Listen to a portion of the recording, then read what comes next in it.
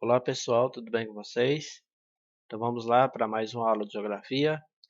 Pessoal do 8º ano do Ensino Fundamental 2. Então vamos lá? O que a gente vai ver hoje? Colégio Municipal Santa Terezinha, Educação, Caminho para Vencer.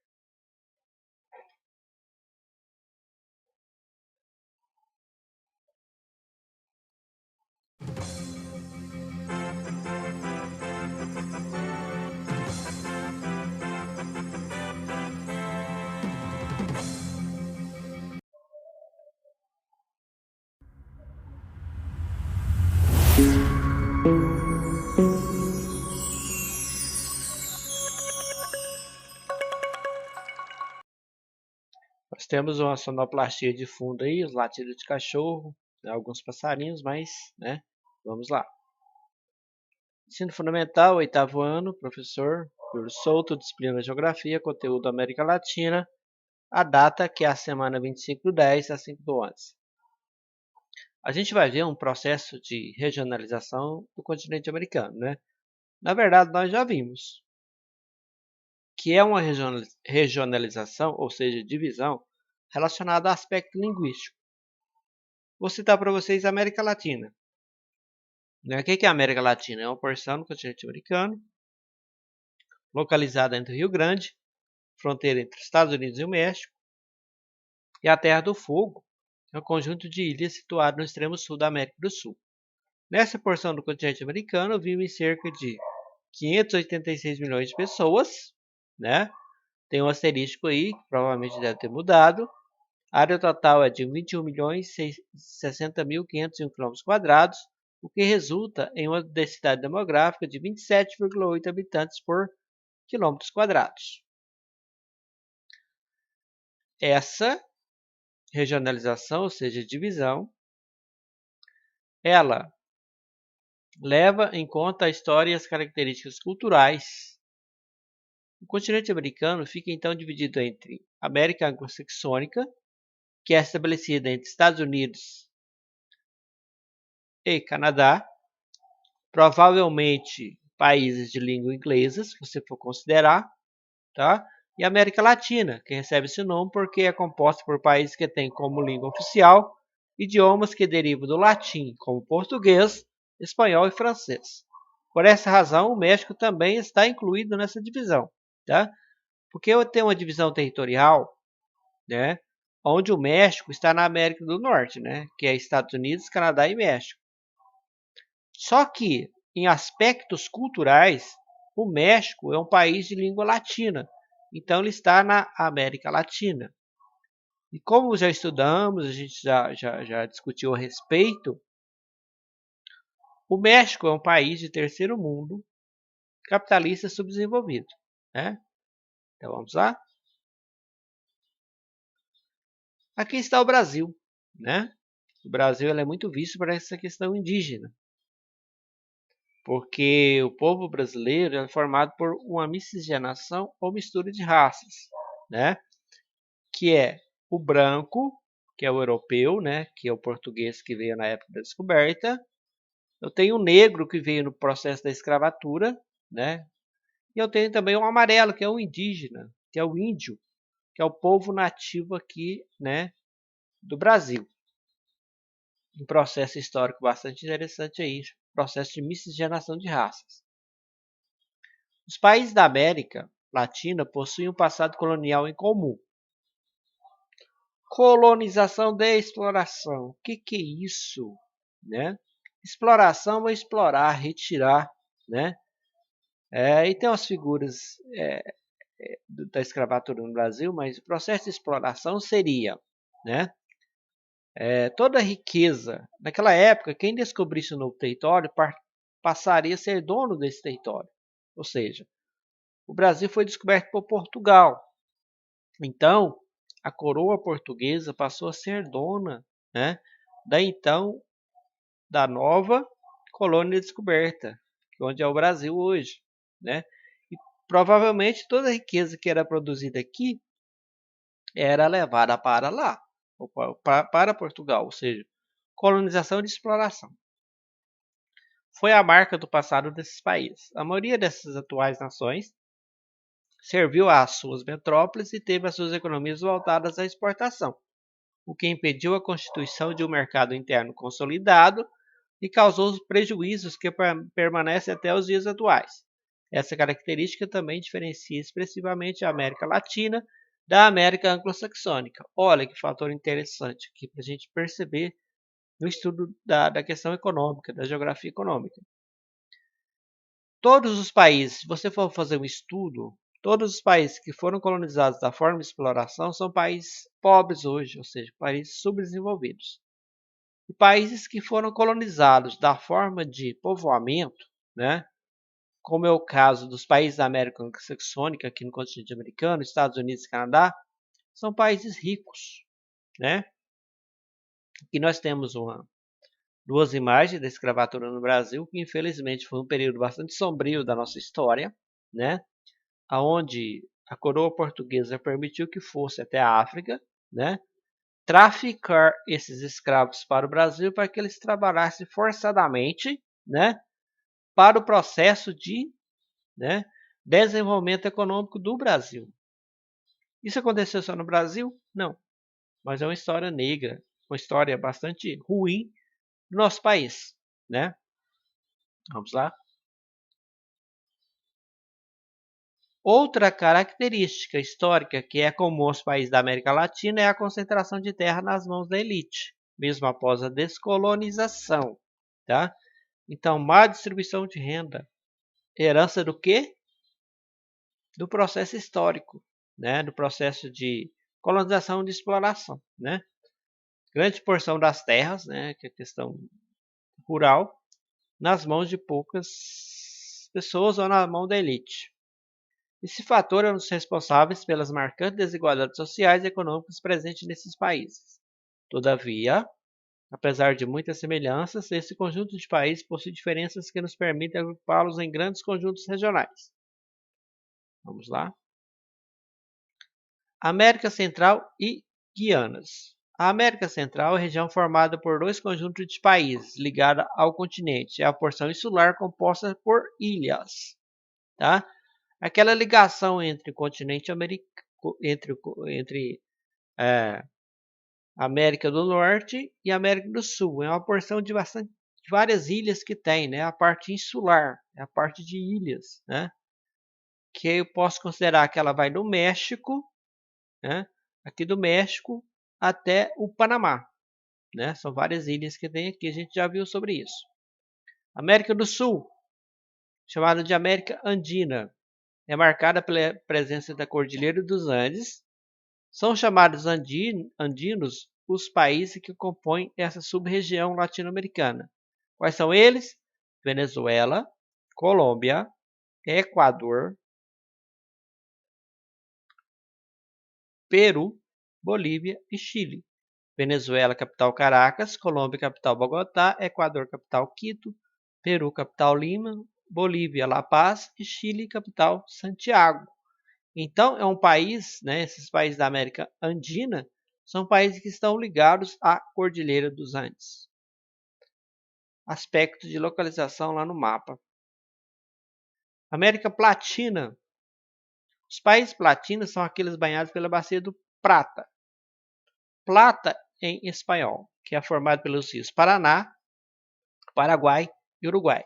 Os países que constituem essa sub-região são Argentina, Paraguai e Uruguai. Então, a bacia platina. Vamos lá. Agora, América Latina, localização. Isso é um fator muito importante. Aqui está o mapa mundi, tá? É a América Latina do México para baixo aqui, ó. Aqui do México compreende toda a América Central e a América do Sul. Lembrando que países da América anglo-saxônica são os países da América do Norte, no caso, Estados Unidos e Canadá, né? Qual que é a diferença? América anglo-saxônica, Estados Unidos e Canadá, língua inglesa. Os outros, língua de origem latina, tá? O inglês, o francês, o espanhol e as línguas maternas, línguas indígenas, no caso, tá? Aqui eu tenho aqui, ó. Vamos perceber um fator importante. Trópico de Câncer, Equador, Trópico de Capricórnio, Círculo Polar Ártico. Então aqui eu tenho uma diversidade climática muito grande, né? Você sabe que entre o Trópico de Câncer e o Trópico de Capricórnio, né? O que eu tenho aqui? Zona tropical ou intertropical que está entre os trópicos. Acima do Trópico de Câncer tem a zona temperada do norte. Abaixo do Trópico de Capricórnio, a zona temperada do sul. Essa diversidade climática me estabelece fatores naturais diferentes, né? Vegetação, que entra na vegetação, entra a flora, né? Diferentes tipos de animais, que é a fauna, características diferentes, né? Consideravelmente, os fatores aí naturais também são totalmente diferentes, né? Vamos lá? Recursos naturais da América Latina. A América Latina, ela é muito bela, naturalmente, né? Na natureza é muito bela. Olha que belezas naturais exuberantes. Olha. Maravilha. Essencialmente exuberantes. O nosso Cristo Redentor. E eu não poderia esquecer da nossa Corumbaíba, né? Que estamos na América Latina também, né? Uma das belezas naturais aí. Olá, aluna, olá, aluno. Bem-vindo a mais uma aula de Geografia do blog Caio Bit. Eu sou o professor Caio Bittencourt. Vou conversar com vocês hoje sobre os recursos naturais do continente americano, beleza? Vamos começar o nosso estudo pela América do Norte. Sempre lembrando, a América do Norte são 3 países: Canadá, Estados Unidos e México. Essa divisão, América do Norte, é muito confundida com a divisão América Anglo-Saxônica, que abrange apenas Canadá e Estados Unidos. O nosso tema hoje é o Norte, são os 3 países, ok? Bora lá. Os Estados Unidos é uma superpotência energética. Os Estados Unidos tem muito recurso. Você pode dar uma olhada aqui na legenda, ó. Petróleo, carvão, ferro, cobre, bauxita, chumbo, zinco, urânio, ouro, prata. Os Estados Unidos é muito rico, muito diverso o que ele tem. Além disso, ele tem grandes quantidades de minérios essenciais, como por exemplo, 30% das reservas do mundo de carvão, 15% do petróleo do mundo e metade do gás natural. É muita energia, é muita potência energética. E mesmo assim, os Estados Unidos está perto de um colapso energético, tamanho seu consumo. E além daquela enorme quantidade de recurso energético, os Estados Unidos têm recurso também para a indústria, como minerais metálicos, como por exemplo o minério de ferro. Ele tem 20% do ferro do mundo. O ferro é o material básico da indústria. Cobre, chumbo, zinco. Os Estados Unidos tem disponibilidade disso aí para caramba. Aqui mais uma representação para deixar claro como os Estados Unidos têm grande riqueza mineral. Na região dos Grandes Lagos, você pode notar, ó, os Grandes Lagos está aqui, ó, né? Estados Unidos e Canadá. Essa parte cinza aqui já é Canadá. Então, os Grandes Lagos são ligados ao Rio São Lourenço, que leva a água desses lagos até o mar. Aqui, os Estados Unidos têm grande disponibilidade de ferro nessa região verde aqui, ó. Beleza? O carvão é essa cor avermelhada que você vê bastante no Montes Apalaches, você vê aqui no Médio Mississippi, na região do Missouri. E aqui já perto, né, da região das Montanhas Rochosas, essa parte aqui dos Estados Unidos é montanhosa, as Montanhas Rochosas, também grande disponibilidade de carvão. Em amarelo, nós temos petróleo. Então você nota que a grande produção dos Estados Unidos de petróleo está aqui, ó, na região do Golfo do México, né? Na foz do rio Mississippi, aqui na região do Golfo do México. Inclusive, os Estados Unidos têm uma história de conquistas dessas terras aqui do México, né? Essas terras aqui eram áreas mexicanas. Mas a gente nota, fora do sul dos Estados Unidos, algumas regiões também de exploração de petróleo e de gás natural. Além desses energéticos e metálicos industriais que nós vimos aí, de grande importância, os Estados Unidos têm grande quantidade de bauxita, usada para fazer alumínio, cobre, que faz condutores elétricos, fios e cabos, chumbo, geralmente em bateria, Zinco é usado para galvanizar aço, para o aço aguentar corrosão, não enferrujar. Tudo bem? Ouro, prata e urânio, que é usado na energia nuclear. Mas apesar desse monte de recurso energético, os Estados Unidos é dependente da exploração desses recursos em outros locais. Através de suas multinacionais, os Estados Unidos tira petróleo num monte de lugar ou compra das estatais, desses países subdesenvolvidos, como Venezuela, África, do Oriente Médio. Okay? Ele é autossuficiente em carvão, né? A exploração é muito grande aqui nos Apalaches, é uma referência mundial. Enxofre, potássio e fosfato. Já ao norte dos Estados Unidos, o seu vizinho Canadá é outro país muito rico em recurso mineral. Mas também o Canadá é o segundo maior território do mundo. A possibilidade vários tipos de formações ali, você tem desde rochas cristalinas até rochas sedimentares, área em decomposição de material orgânico em clima lento. É muito interessante toda essa formação do Canadá. Você pode olhar aqui na legenda da imagem a grande disponibilidade de materiais, de recursos, que o Canadá tem. A parte verde aqui, ó, vou fazer um grifo aqui, ó, é a parte sudeste do Canadá, é a parte mais industrializada do país, se aproveitando principalmente das águas dos grandes lagos para fazer energia elétrica. Mas o Canadá tem boa disponibilidade de carvão, você pode dar uma olhada aqui, ó, nessa mancha roxa aqui, e que tem aqui em cima também. Uma grande disponibilidade de petróleo e gás, ou através dessas torres você pode ver isso aí. O Canadá é grande produtor de petróleo e de energia também. E bastante minérios de ferro aqui na região do Escudo do Labrador. O Canadá produz mais energia do que precisa. Aí ele exporta esse excedente de energia para os Estados Unidos. Aí, como dissemos ali, o Canadá tem terrenos de diferentes tipos de formações. Então, por exemplo, aqui no Escudo do Labrador, ó, Planalto do Labrador, Escudo do Labrador, o Canadá tem rochas de formações geológicas muito antigas, escudos cristalinos muito antigos. Eles são ricos em ferros. Já na parte central, o Canadá possui uma imensa planície e com isso vai ter ali recursos de áreas sedimentares, como petróleo, carvão e gás. Bom, além do que a gente já viu até agora, o Canadá também tem boa disponibilidade de zinco, nós já vimos, para proteger aço e ferro de corrosão. Níquel, que também é um protetor, você faz ligas de aço que não sofrem corrosão, mas o níquel tem muita aplicação, até para moeda níquel é usado, já foi usado. Urânio, que é energia nuclear, e cobre, que é condutor elétrico, né? O Canadá é um grande produtor de energia hidrelétrica, nós já falamos disso, principalmente usando aqui, ó, a água dos grandes lagos. A maior parte dos grandes lagos fica no lado canadense, não no lado estadunidense. O Canadá vende seu excesso de energia produzido para os Estados Unidos. Uma boa parte do que sobra de energia do Canadá também é usado para processar a matéria-prima do alumínio, a bauxita, em alumina, que é esse pó branco que você está vendo aqui, que é a matéria-prima do alumínio.